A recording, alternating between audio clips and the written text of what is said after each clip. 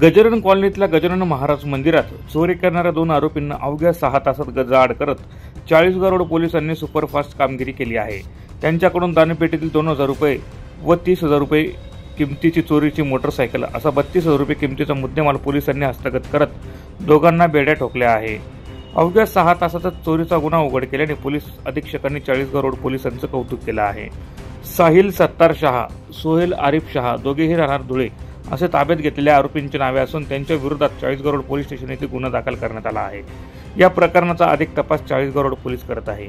या दोघा आरोपींविरोधात धुळ्यातल्या आझादनगर व चाळीसगाव रोड पोलीस स्टेशन येथे विविध स्वरूपाचे गुन्हे दाखल आहे।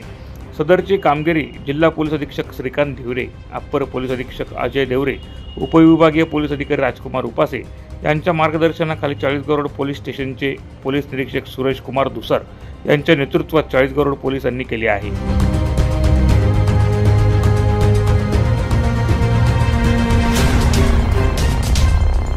प्रतिनिधी सुनील निकम, माझा महाराष्ट्र न्यूज, धुळे।